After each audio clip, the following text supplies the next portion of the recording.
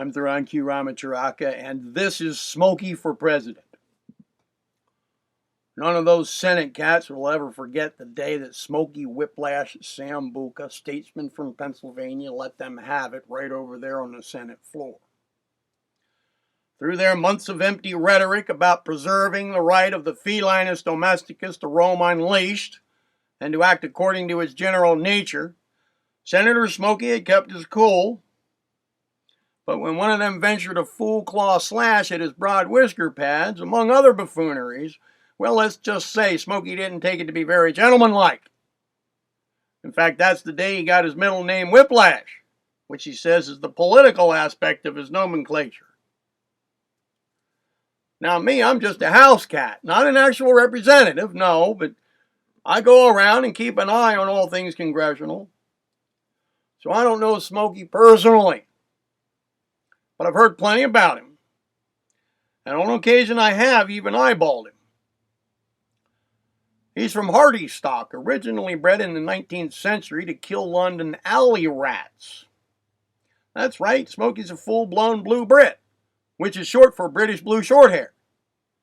He's about 25 pounds of bulging muscle with a bulldog build, and with silvery blue hair except for his black ringed tail, leveling yellow eyes, a head the size of a grapefruit, and all rounded out with a friendly manner and a philosophical disposition. Males step aside at the sight of him. Females grow nervous at the scent of him. Yet he's the friend of children wherever he goes. Just one look at him and you know he runs the show. And that's the sort of thing that sticks in your mind, for life. Well, I've been asked how he made it to the Senate. So here's his background as far as I've heard. Smokey was born in a small apartment somewhere around 10th Street on the Lower East Side of New York City. His mother's name was Panther, which is something in itself, I'm also told that he was the ugliest little critter, with his head too big and shaped like a triangle, and his fur going in weird directions. So for a while he went homeless, until a Methodist pastor let him stay in a church on St. Mark's Place near 2nd Avenue. The pastor called him Holy Smoke. Then he moved in with some ganja-smoking Rastafarian punk rockers and got his head shaved into a mohawk, and they called him Smoke Mo. After that he moved to Brooklyn and lived in the infamous Bed-Stuy neighborhood, where he held his own like a Spartan, or like the cavalry. But then his human mistress got a boyfriend, and there wasn't enough room in her place for both males.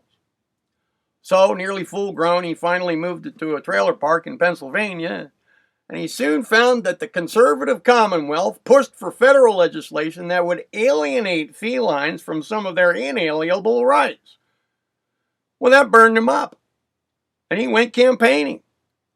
And there he'd be on his platform with his formidable appearance, which is something like a building, telling his wild story and pontificating intelligently about natural instincts.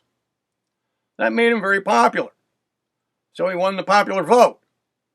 And off he headed down here to Washington. Okay, so then in the Senate, Smokey stuck up for his word to the voting public, but all he ever got back was flack and a side-mouthed sophistry. Well, he had genetics and upbringing alike in his favor, so he easily handled anything they tried. He took it all in stride, we'll say, although this was serious business. And one time they told him he needed to think more like the good old boys in the room. But he said back with a grin, good old boys? You call yourselves good old boys? Boy Scouts is more like it. Little Boy Scouts. Well, then came July 4th, just this past one. And all around the Capitol, things buzzed with Independence Day activities. Senator Smokey Sambuca took advantage of the theme and he went on filibuster, going on and on about independence for all cats and about leashes and cages being no compensation for electioneering promises of increased security in the feline world. Well, this one cat, the tall white one from Minnesota, Senator Alexander Graham Snow, stirred up a near riot. He got the rest to do those fighting and mating howls while Smokey spoke. Smokey told them that they merely parade themselves as purveyors of wisdom because in reality they sound just ridiculous. That riled them up even more, and Senator Snow got out an old wooden-handled magnifying glass. He sneaked around behind Smokey and held it over Smokey's tail so that the sun coming in the window would make his tail catch on fire. But Smokey had had a mohawk, which gave his British blood a Native American affiliation. And that affiliation made him pretty hard to sneak up on. So he knew what that dirty Snow was up to without having to look around behind. Smokey kept his cool, and he went on filibustering, and he got out an old wooden-handled mirror. And while Snow laughed it up with all his evil cohorts, Smokey slid his tail out of the way and put the mirror under the magnifying glass. Well, a double magnified reflection went right up at Snow's face, but Snow didn't notice, what with all his guffawing and blaspheming.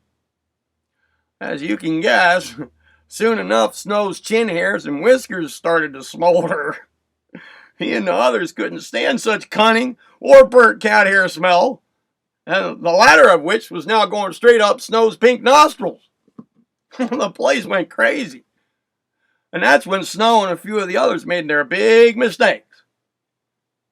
One of them took a lame swipe at Smokey's whisker pads. I told you about that.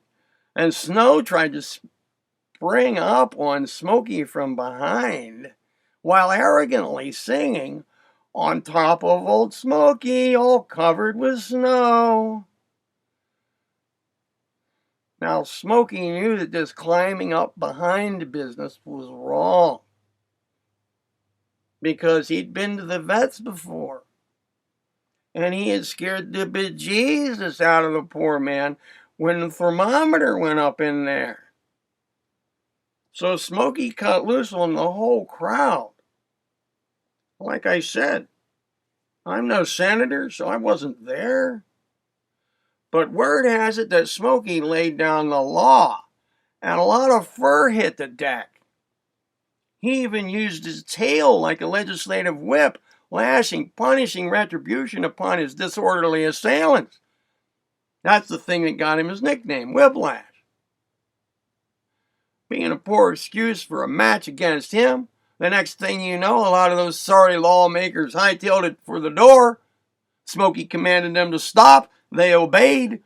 They kept well out of reach, though, and a few of them licked their lacerations. And most of the rest looked around like nothing had happened. And Smokey told them that they're as crooked as dogs' hind legs and as spineless as pole pussies.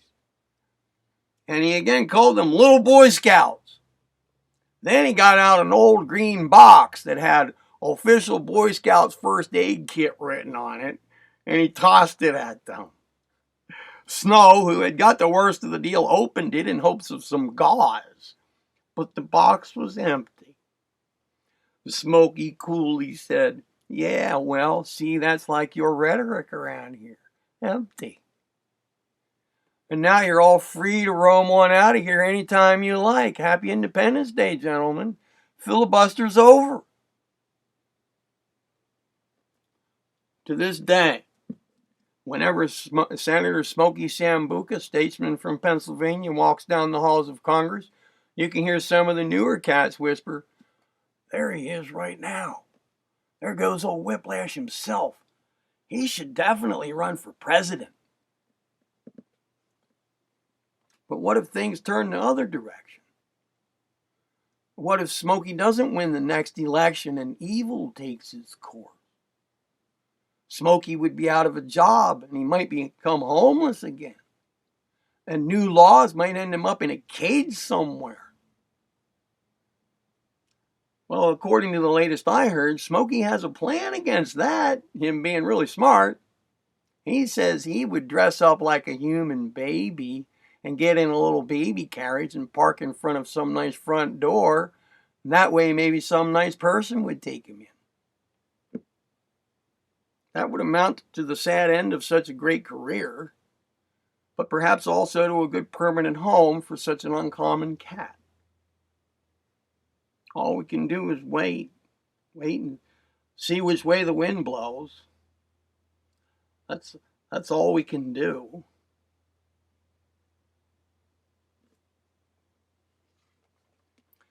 Now, Smokey was a real live cat whose appearance and demeanor inspired that story. He lived with me in Pennsylvania, and all the details that are possibly true of him in the story were true of him in actual life.